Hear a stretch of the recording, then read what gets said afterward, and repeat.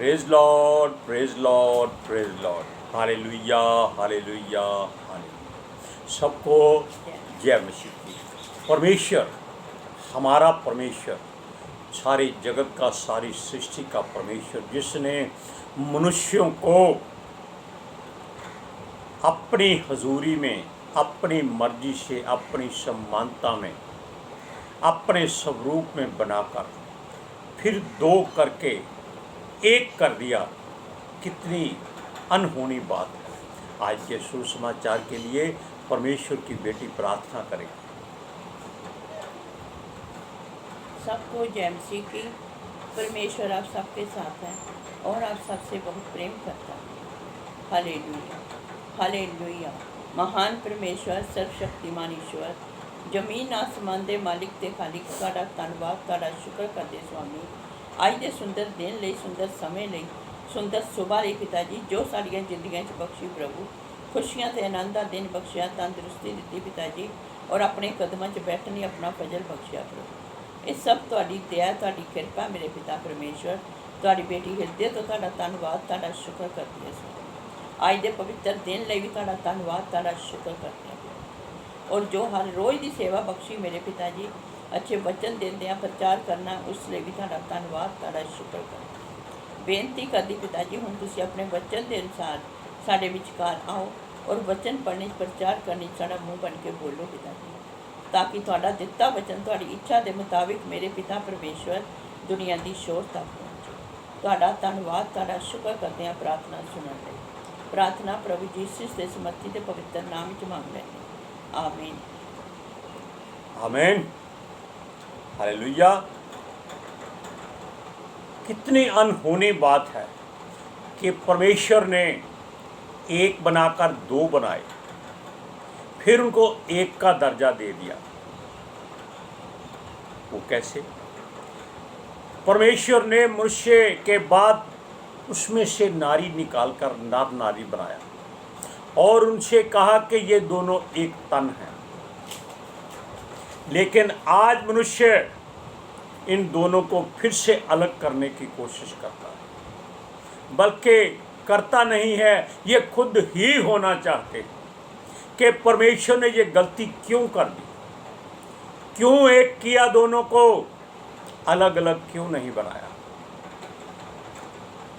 ये बातें बड़ी गहरी हैं। अलग करने का मतलब है कि ये लोग तलाक देना ज़्यादा अच्छा समझते।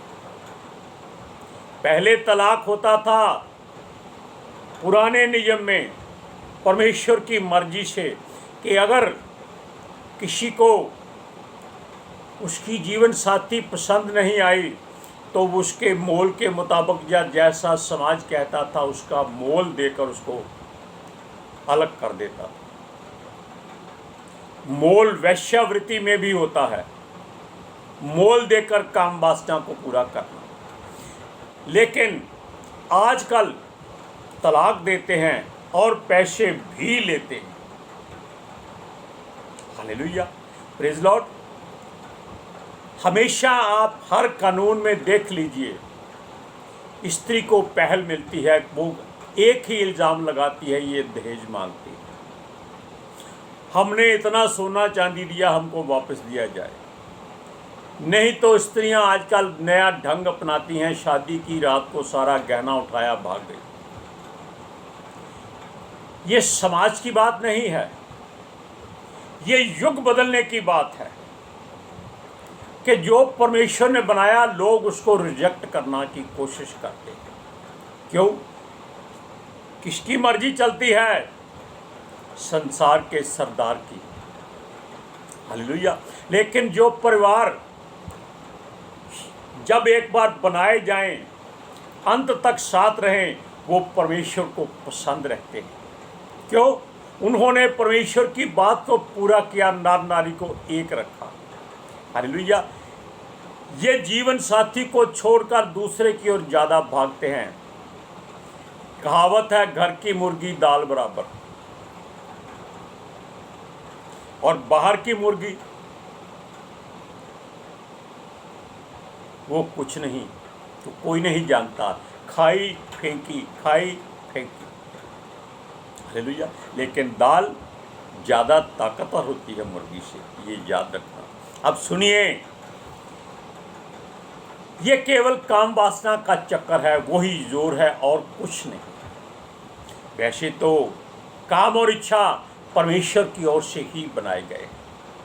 नर नारी को उसने इसीलिए भले बुरे के ज्ञान के वृक्ष का फल खिलवा दिया था, ताकि ये धरती पर भर जाएं, सिर्फ धार्मिकता में ना रहें, सारा कुछ करें, संसार बनाएं, ताकि परमेश्वर को और भी कोई काम करने हैं, वो इनके मन कठोर करें, ताकि उसका दिल लगा रहे। किसका?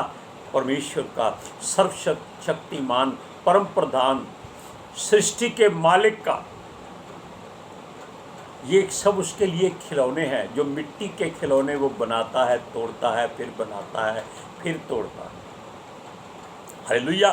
सुनिए, उस समय धनी, फरीसी, प्रधान, ये सब लोग जो अमीर होते थे, ये पत्नियां बदलना अपना शौक समझते थे।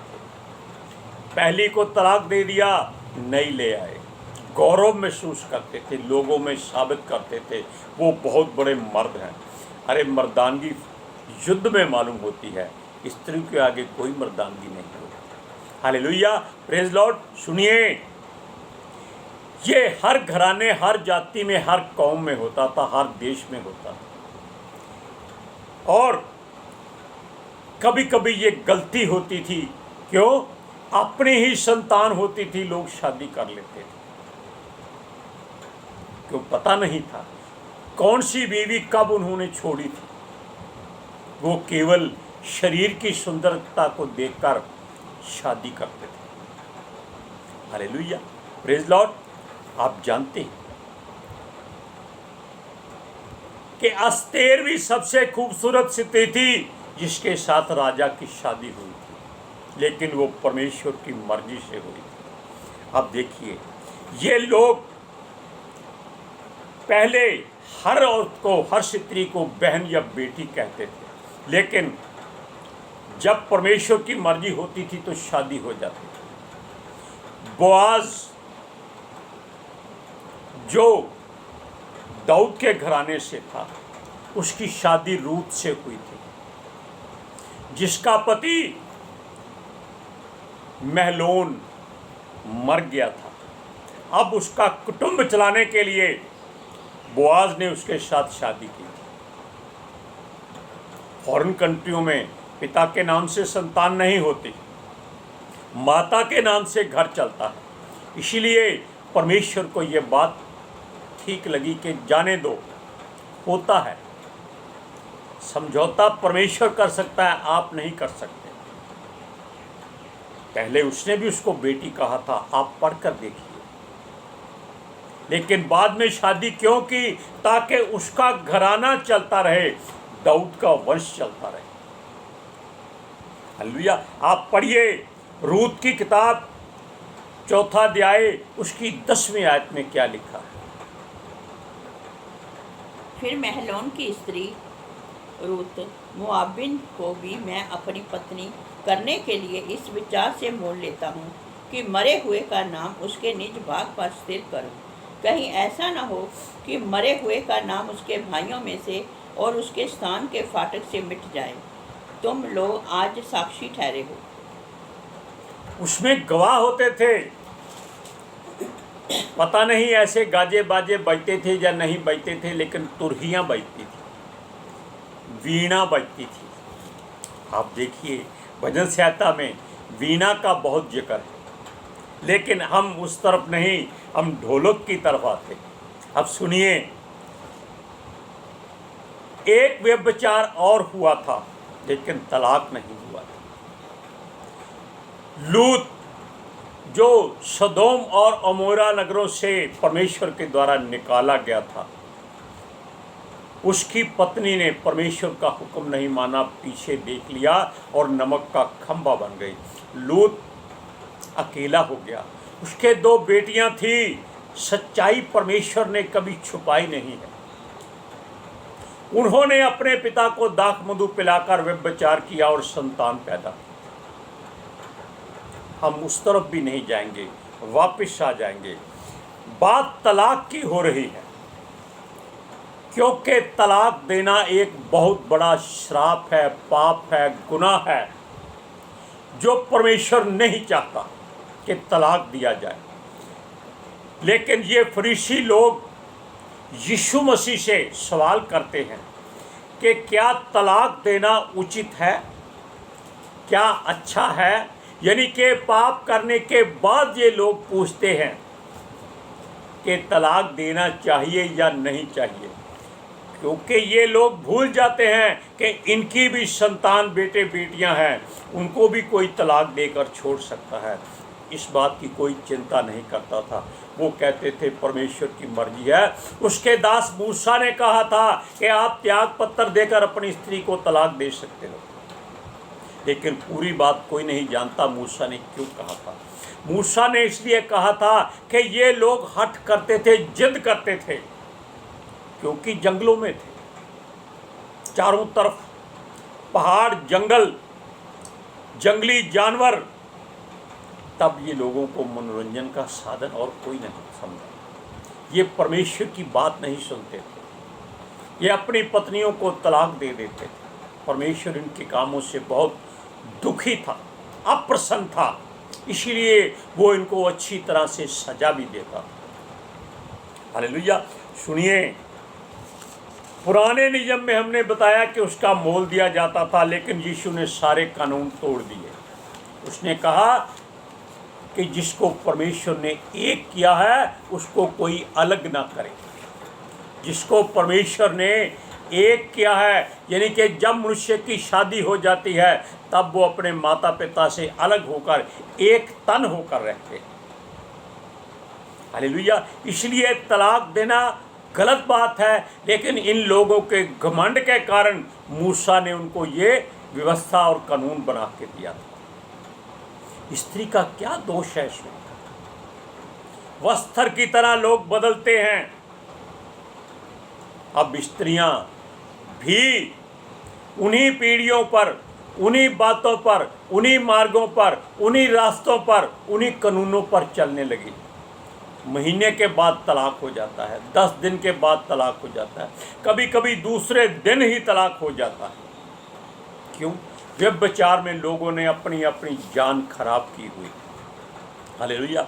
अब सुनिए, यीशु कहता है कि इसको कोई अलग ना करे, क्योंकि इसको परमेश्वर ने जोड़ा है। बाकी और भी कई बातें हो सकती हैं, लेकिन प्रभु यीशु मसीह कहता है कि इनको अलग ना किया जाए। हालेलुया। अब देखिए, ये परमेश्वर की आज्ञा को पूरा करना है। वचन को पढ़िए, मरकुस की अंजील 10वां अध्याय उसकी 3 से 9 आयत तक कि यीशु मसीह और इन फरीसियों में क्या वार्तालाप हुआ था। उसने उनको उत्तर दिया, मूसा ने तुम्हें क्या आज्ञा दी है? उन्होंने कहा, मूसा ने त्याग पत्र लिखने और त्यागने की आज्ञा दी है। यीशु ने उनसे कहा, तुम्हारे मन की कठोरता के कारण उसने तुम्हारे लिए यह आज्ञा लिखी, पर सृष्टि के आरंभ से परमेश्वर ने नर और नारी करके उनको बनाया है। इस कारण मनुष्य अपने माता पिता को से अलग होकर अपनी पत्नी के साथ रहेगा और वह दोनों एक तन होंगे। इसलिए वह अब दो नहीं पर एक तन है। इसलिए जिसे परमेश्वर ने जोड़ा है उसे मनुष्य अलग ना करे। ये धनी लोग अपने घरों में बहुत ही सभ्य बनते हैं, आज्ञाकारी बनते हैं, बड़े बड़े कानून झाड़ते हैं, बड़ी बड़ी व्यवस्था दिखाते हैं। आज भी ऐसा ही होता है। धनी लोगों के घरों में देखो कितना व्यभिचार होता है, कोई नहीं जानता। क्यों? बाहर भनक नहीं लगती, ये उनके घर में रहकर पता चलता। गरीब के घर में परिवार संयुक्त रहता है, इकट्ठा रहता है, व्यभिचार की बात कम होती है। कई कई घरों में एक कमरे में ही पूरा का पूरा परिवार रहता है, फिर भी कोई किसी को बुरी निगाह से नहीं देखता। क्यों? लज्जा और शर्म सबकी आंखों में होती है, और ये एक स्त्री का गहना है, आभूषण है।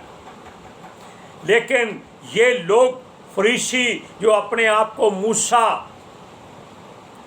के चेले मानते थे और अब्राहम की संतान मानते थे,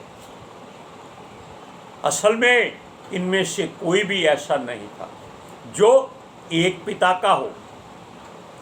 पता नहीं कितने कुल वंश चले होंगे तब, लेकिन ये लोग अपना शौक पूरा करने के लिए तलाक देना अपना रुतबा और इज्जत मानते थे, क्योंकि ये ठट्ठा बहुत करते थे। परमेश्वर कहता है ठट्ठा करने वाले लोग उसको पसंद नहीं।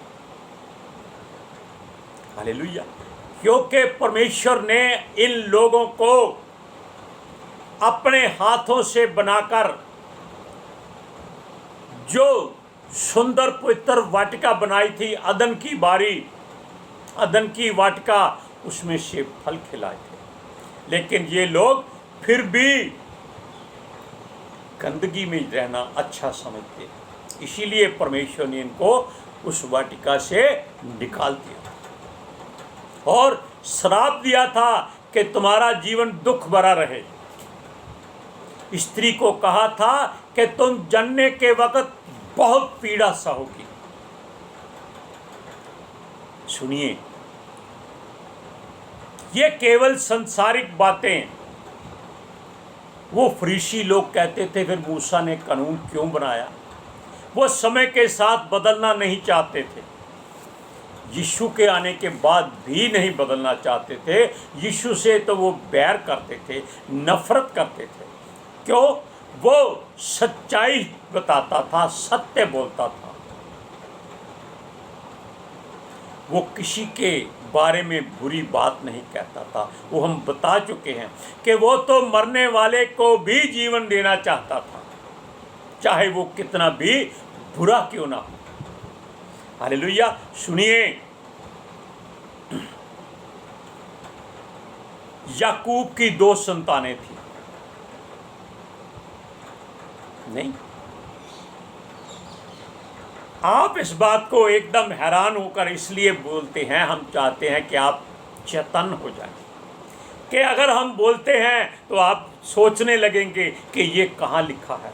आप वचनों को पढ़ेंगे, लेकिन ऐसी बात नहीं, ये केवल इनोसेंटली हो जाता है, परमेश्वर की बात नहीं, ये मनुष्य की गलती है। उसकी 2 पत्नियां थी, 12 बच्चे थे, लेकिन वो उसकी इच्छा से एक थी, दूसरी परमेश्वर की इच्छा से थी। इसीलिए उसने उस स्त्री के बच्चे को उसका वंश बनाया जो परमेश्वर ने दी थी, और वो बच्चा यूसुफ था।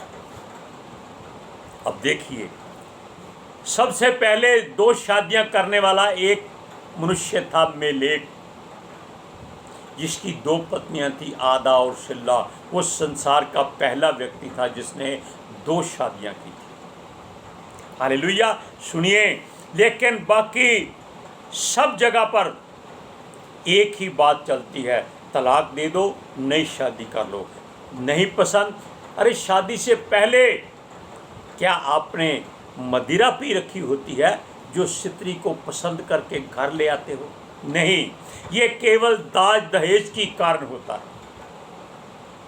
दाज दहेज आजकल लव मैरिज में नहीं होता, लेकिन जब जरूरत पूरी नहीं होती तो झगड़ा होता है। हालेलुया। यीशु मसीह कहता है, परमेश्वर ने कहा था मोल दे दो, लेकिन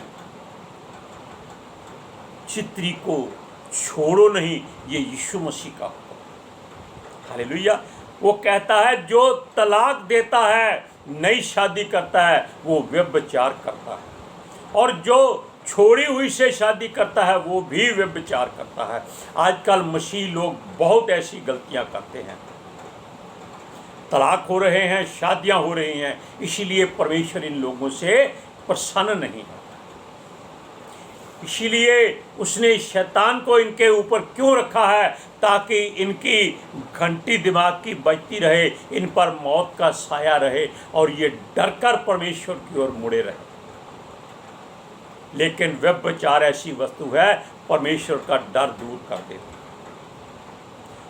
इंसान पाप करते समय देखता नहीं है कि परमेश्वर उसके अंदर है। जिस जिस्म को वो गंदा कर रहा है, पाप सबने किए हैं। भजन संहिता में लिखा है, एक भी निर्दोष नहीं है, लेकिन निर्दोष होने की कोशिश करनी चाहिए। हालेलुया। जो त्यागी हुई से शादी करे वो व्यभिचारी बना ही बना है, लेकिन जो त्याग कर दूसरी से शादी करे वो सबसे बड़ा व्यभिचारी गिना जाएगा। तलाक देना पाप है, गुनाह है। यीशु की निगाह में दो जोड़े, यानी कि जो परमेश्वर की ओर से जोड़े हुए हैं, उनको अलग करने की कोशिश मत करो। हालेलुया। परमेश्वर व्यभिचार से सख्त घृणा करता है। उसके वचनों में हम पढ़कर आपको कई बार बता चुके हैं। उसके 10 वचनों में 7वां वचन पढ़िए, वो कहता है तू व्यभिचार ना करना। लेकिन यीशु कहता है कि तुमने व्यभिचार किया या नहीं किया बात अलग है, तुमने अगर किसी पर, स्त्री पर अपनी कुदृष्टि डाली तो तुमने व्यभिचार कर लिया। हालेलुया। अब देखिए, मसीही लोग आज के युग में ज़्यादा से ज़्यादा तलाक दे रहे हैं। दूसरों को ये शिक्षा क्या देंगे? बड़े बड़े पास्टर लोग भी इसमें शामिल हैं। व्यभिचार ऐसा पाप है, ऐसी एक गोंद है जो चिपक जाती है तो निकलती नहीं है। ये परमेश्वर की आग से अलग होती है। लेकिन वचन में क्या था, हम आपको बताते हैं। मत्ती की अंजील 19 अध्याय उसका 8 और 9वां वचन। उसने उनसे कहा, मूसा ने तुम्हारे मन की कठोरता के कारण तुम्हें अपनी अपनी पत्नी को छोड़ देने की आज्ञा दी, परंतु आरंभ से ऐसा नहीं था। और मैं तुमसे कहता हूँ कि जो कोई व्यभिचार को छोड़ और किसी कारण से अपनी पत्नी को त्याग कर दूसरे से विवाह करे, वह व्यभिचार करता है, और जो उस छोड़ी हुई से विवाह करे वह भी व्यभिचार करता है। अगर स्त्री व्यभिचारी है तो आप तलाक देख सकते हैं, लेकिन पुरुष व्यभिचारी है, उसका कौन जिम्मेदार है? आज के सुसमाचार के लिए परमेश्वर की बेटी प्रार्थना करेंगे। Hallelujah. Thank you Jesus, thank you Lord, thank you पिता आत्मा जी। ਤੁਹਾਡਾ ਧੰਨਵਾਦ, ਤੁਹਾਡਾ ਸ਼ੁਕਰ ਕਰਦੇ स्वामी। ਸਾਡੇ ਵਿਚਕਾਰ ਆਉਣ ਲਈ, ਵਚਨ ਪੜ੍ਹਨੇ, ਪ੍ਰਚਾਰ ਕਰਨੇ, ਸਾਡਾ ਮੂੰਹ ਬਣ ਕੇ ਬੋਲਣ ਲਈ ਪਿਤਾ ਜੀ, ਤੁਹਾਡੀ ਬੇਟੀ ਹਿਰਦੇ ਤੋਂ ਤੁਹਾਡਾ ਧੰਨਵਾਦ, ਤੁਹਾਡਾ ਸ਼ੁਕਰ ਕਰਦੇ ਸੀ। सचमुच खुदा ਤੁਹਾਡਾ ਦਿੱਤਾ वचन ਤੁਹਾਡੀ ਇੱਛਾ ਦੇ ਮੁਤਾबिक ਮੇਰੇ ਪਿਤਾ ਪਰਮੇਸ਼ਵਰ ਦੁਨੀਆ ਦੀ ਸ਼ੋਰ ਤੱਕ ਪਹੁੰਚੇ, ਲੋਕ ਸੁਣਨ और सच्चाई ਨੂੰ ਜਾਣਨ और सच्चाई ਉਹਨਾਂ ਨੂੰ ਆਜ਼ਾਦ ਕਰੇ। मैं ਤੁਹਾਡਾ ਧੰਨਵਾਦ, ਤੁਹਾਡਾ ਸ਼ੁਕਰ ਕਰਦੀ ਹਾਂ स्वामी। और ਤੁਹਾਡੇ ਬੱਚੇ, ਤੁਹਾਡੀ ਸਾਰੀ ਪ੍ਰਜਾ ਹਮੇਸ਼ਾ ਤੁਹਾਡੀ ਸ਼ਾਂਤੀ और ਤੁਹਾਡੇ ਅਨੁਗ੍ਰਹ ਵਿੱਚ ਬਣੀ ਰਹੇ। आमीन। इस पाप से दूर रहिए और परमेश्वर के नज़दीक रहिए। हालेलुया। सबको जय मसीह।